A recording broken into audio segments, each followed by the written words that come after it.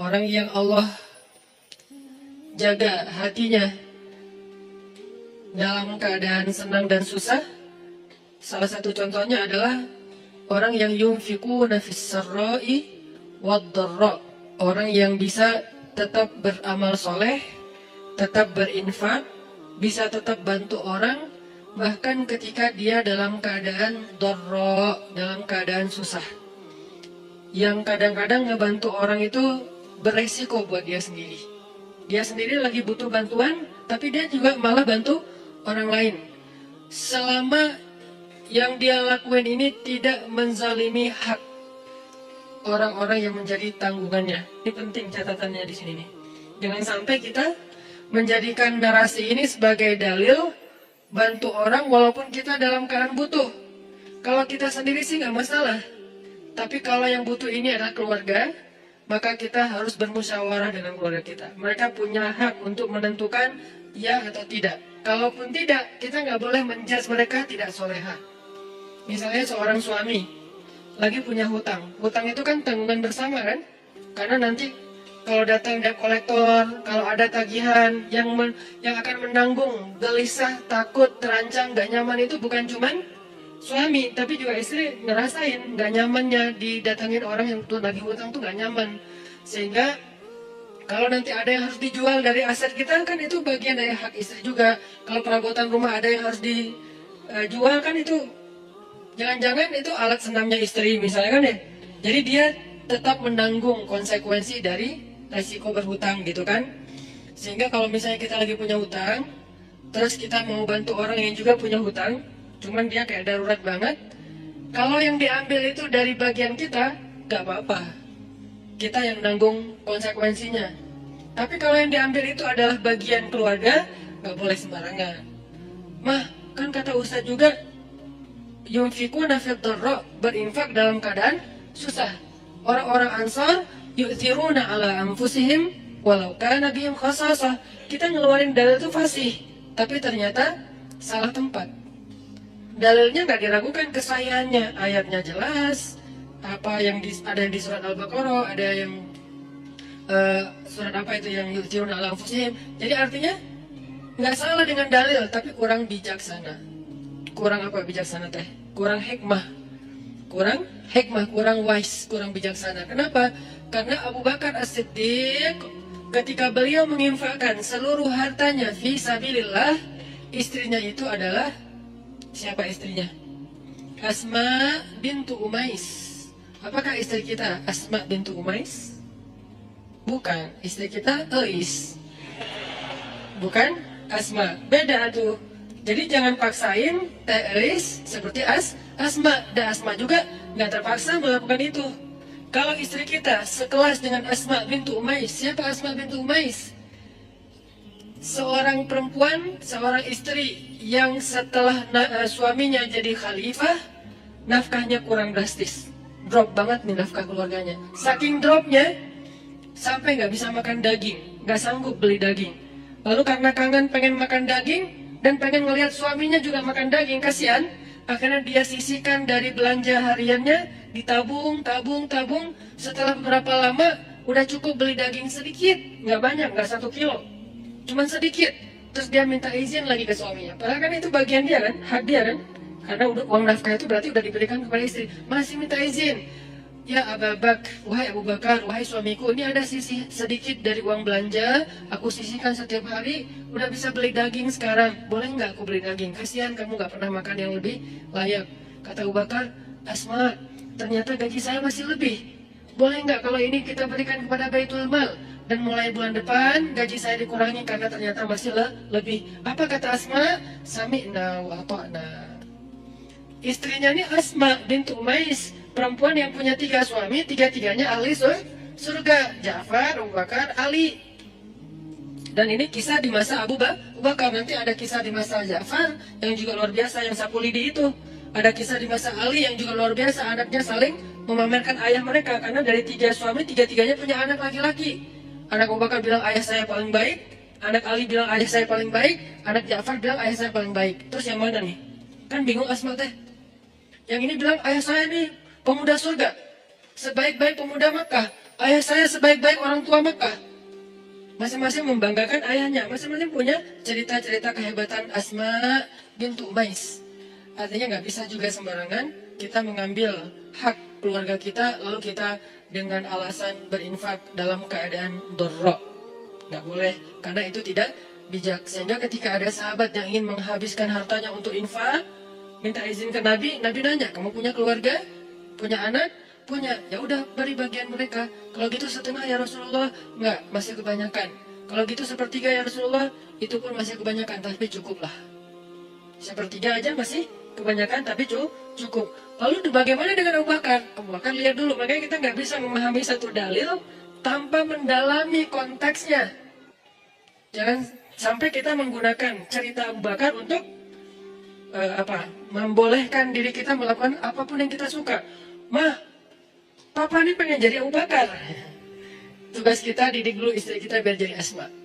Baru nanti kita bisa jadi Abu Bakar. Abu Bakar itu keberhasilannya bukan hanya berinfak dengan seluruh hartanya. Keberhasilan Abu Bakar juga di situ, adegan itu adalah dia berhasil mendidik Asma menjadi seorang istri yang mampu berlapang dada ketika suaminya berinfak dengan seluruh hartanya dan gak punya apa-apa lagi yang tersisa. Tapi kalau nggak jadi seperti Asma pun, jangan langsung dijudge. Mamah nih jauh banget dari Asma. Ya Allah, gimana ini? Galau jangan, karena lahum darajatun inda rabbihim faddalna ba'dahum ala ba'd. Kami berikan kelebihan sebagian orang atas sebagian yang lain. Dan istri Nabi juga beda-beda kelebihannya. Para anbiya beda-beda kelebihannya. Ada para nabi yang kelebihannya lebih kepada suara. Nabi siapa? Daud, sampai Allah Subhanahu wa taala menundukkan semesta untuk ikut berzikir bersama Daud. Yang saya menyebutnya dengan istilah konser kolosal. Tapi konsernya bukan nyanyi lagu syair, lebih kepada zikir, perform. Nabi Daud perform, tapi crowdnya itu bukan manusia. Crowdnya itu semesta. Sampai angin, awan, air, semuanya crowd untuk ikut bareng dengan Nabi Daud alaihissalam. Karena memang kelebihan Nabi Daud itu suara. Dan beliau punya 70 macam suara. Dan setiap kali beliau bersuara, yang kedua lebih baik dari yang pertama, yang ketiga lebih baik dari yang kedua, terus semakin baik, semakin baik, semakin baik. Sehingga orang yang diberikan oleh Allah nikmat suara yang bagus, doa Nabi apa? Laqad utita mizmaran min mazamiri ali Daud. Bersyukurlah engkau diberikan oleh Allah seruling dari keluarga Daud. Hanya satu dari 70 seruling ya. Cuma diberikan satu seruling aja udah kita mendengar suaranya. Mahir apa tuh? Bukan Mahir Zain. Saya lupa nama korinya. Oke lah, Mahir Zain. Oke, anak muda Mahir Zain. Kalau ininya ada kori bagus juga suaranya. Nanti ada juga yang di Mahir Muakili ya. Mahir Muakili. Itu baru satu mizmar ya. Satu seruling. Kita dengar Rashid Al-Afasi, nama panjangnya apa? Masyari Rashid Al-Afasi. Kita dengan Masyari Rashid Al-Afasi dengan azannya yang keren banget kan? Belum lagi nanti azan Al-Aqsa. Kalau dengar suara azan Al-Aqsa itu jadi azan yang menyayat hati. Kenapa? Azannya tuh kayak curhat. Al-Aqsa kok gini-gini amat ya? Kesannya kayak gitu tuh.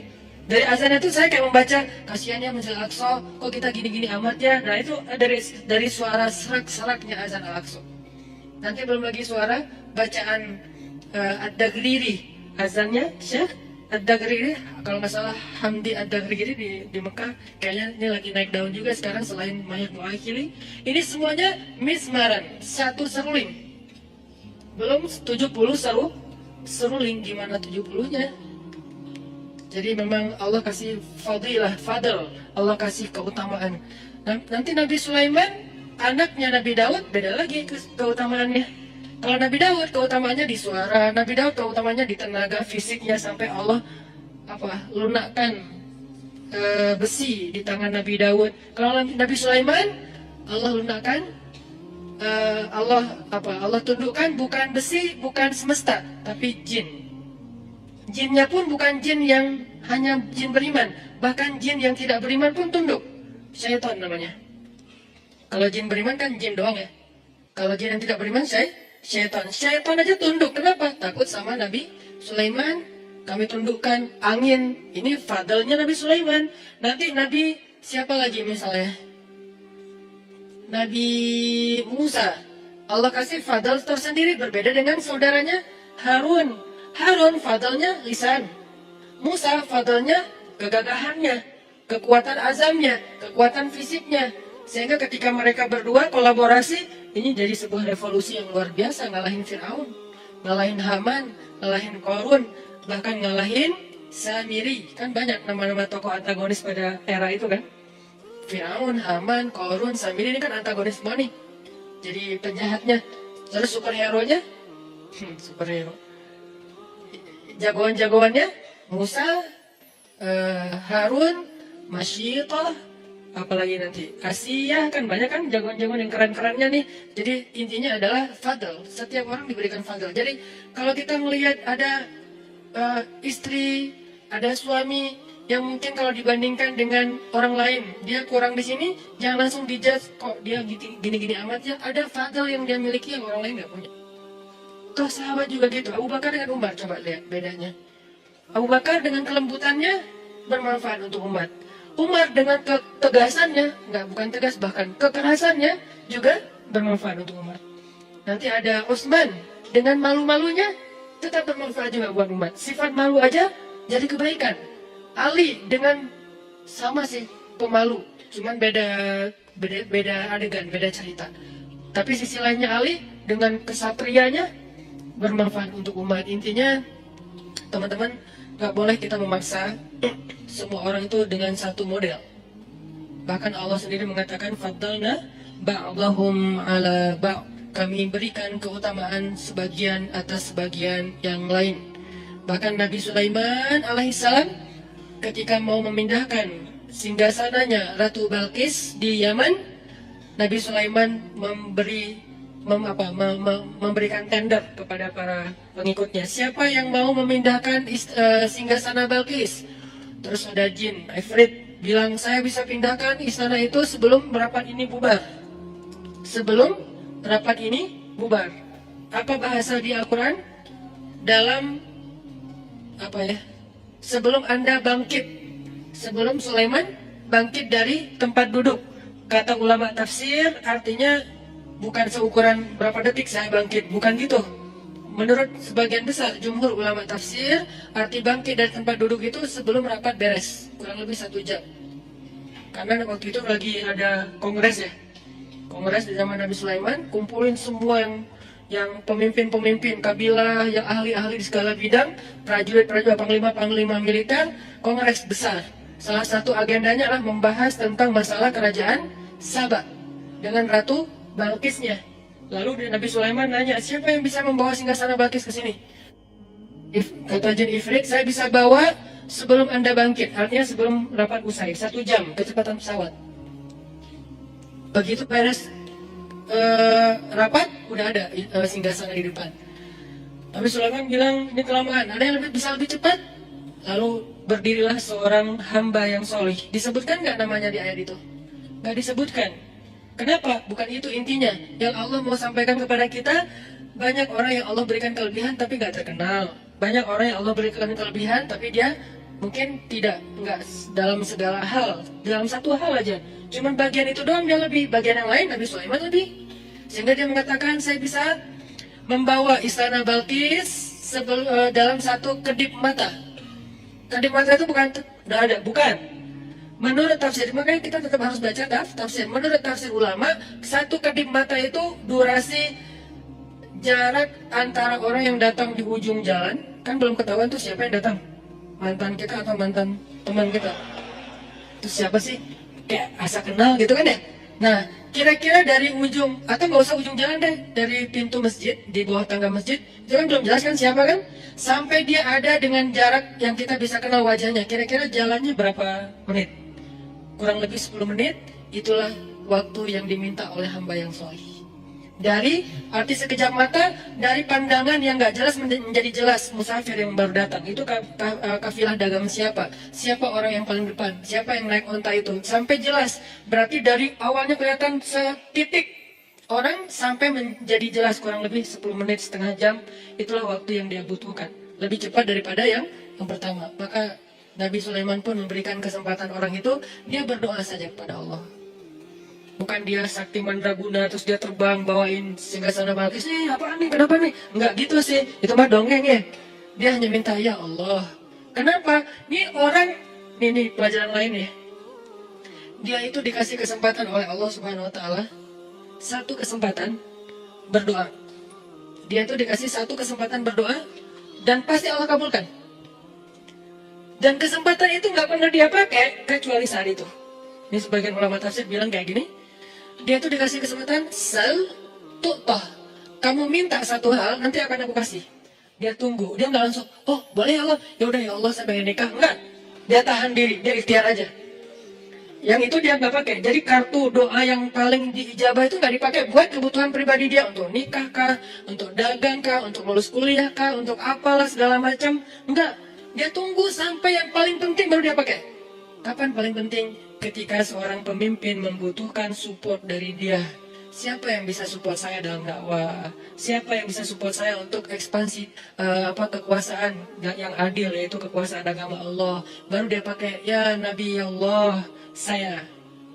Baru dia angkat tangannya, dia bilang, ya Allah, tolonglah Sulaiman, bawalah singgasana Balkis ke hadapannya, sehingga engkau akan tunjukkan kekuasaanmu supaya Balkis beriman.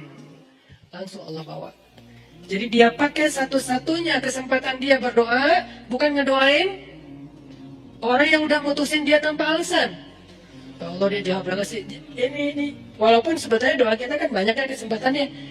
Ini artinya kalau sekali-kalinya kita dikasih kesempatan berdoa yang lain gak diijabah kecuali sekali, maka sebaik-baik orang yang menggunakan doa itu adalah untuk mendoakan kepemimpinan atau diberikan seorang pemimpin yang solih, pemimpin yang adil, pemimpin yang bisa menjadi khalifatullah fil ard, menjadi wakil Allah di muka bumi. Arti wakil Allah itu menyebarkan agama Allah yang adil di muka bumi, rahmatan lil alamin.